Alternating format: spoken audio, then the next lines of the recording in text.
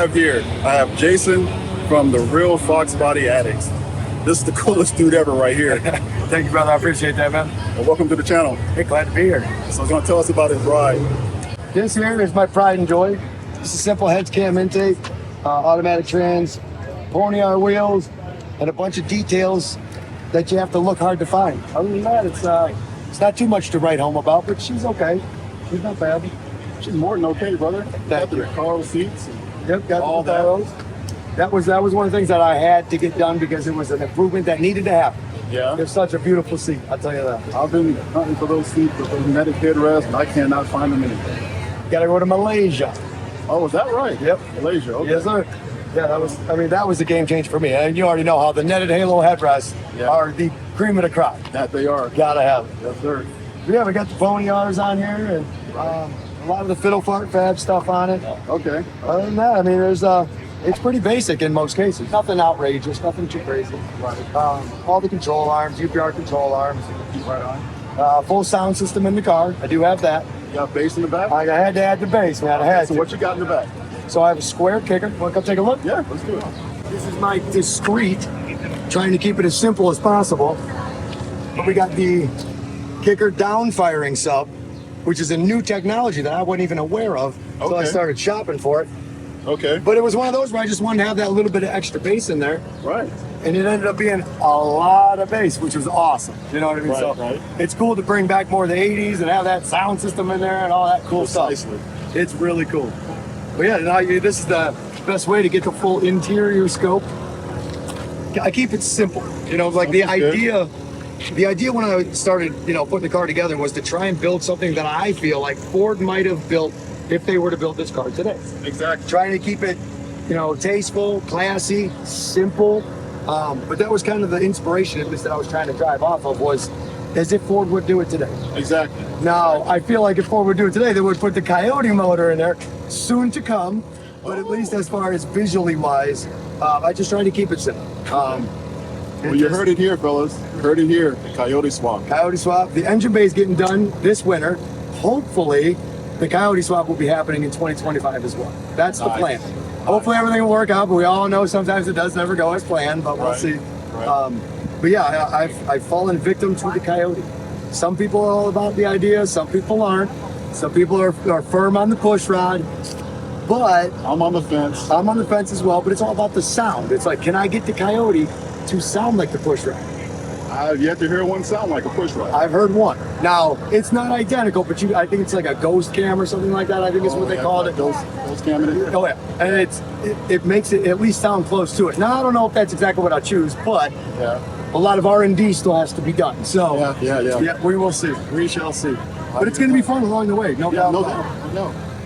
It's got that coveted all black interior. Absolutely. Yeah, mine is scarlet red, so. Like I told you on the podcast, that red is on point.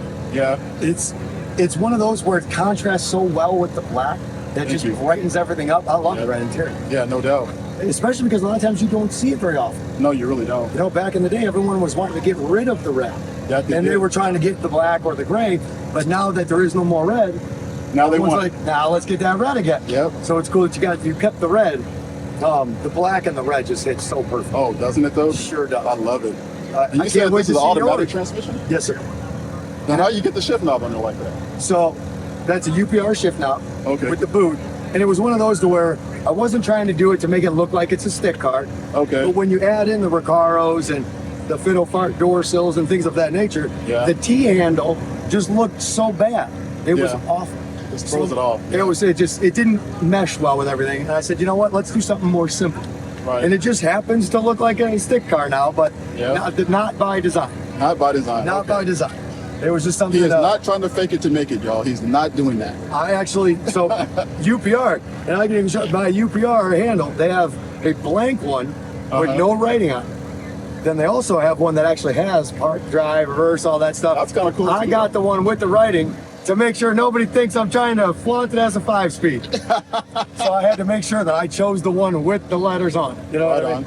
It's come a long way since I bought it, but nothing major changes.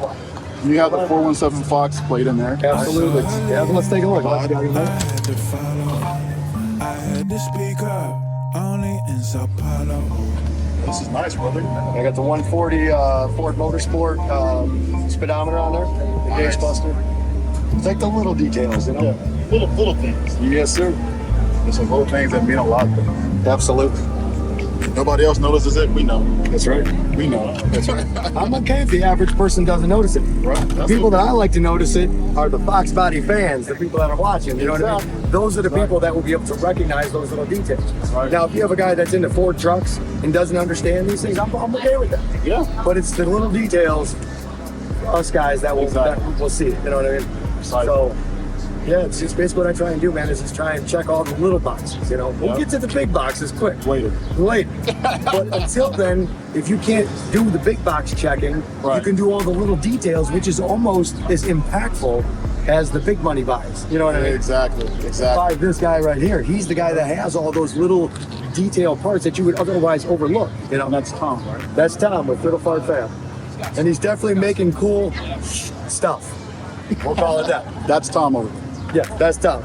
But yeah, I mean, it's one of those things where it's like if you start to run out of, you know, the opportunities to spend the big money, that's when you start getting into the little details. And that's kind of where I'm at right now until I make that final leap into the deep end of the pool. You know what I mean? I hear you. So tell me about your hood, bro. it's a Canine hood, not the Sheridan Storm and Norman. So it's a little different than everybody else is used to seeing. So it changed. These holes are a little bit bigger. The shape of these holes are much different. Okay. But I like it because it's different than those typical Cervini Storm and Norman. Exactly. It's just and of course I had to try and get some GT 500 touches, you know, with my little push pins right here. Yep. So yeah, it's You gotta lock it down. well, you did that. No way. Wait, it wasn't because of the fact, it was just because I'm a dummy.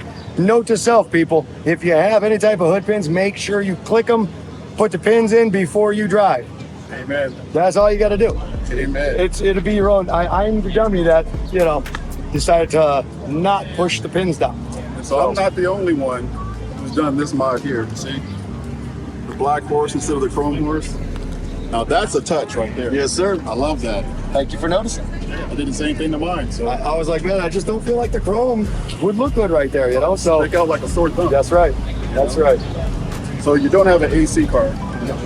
Well, it was a factory AC card. But again, this is where I'll admit when I'm a little dumb. I didn't know what I didn't know when I bought the car. That it comes with the R12, but it can easily be converted to 134. Exactly. So I didn't know about that at the time. I was like, oh, it doesn't work. Let's just pull it out of the car. Yeah, right there.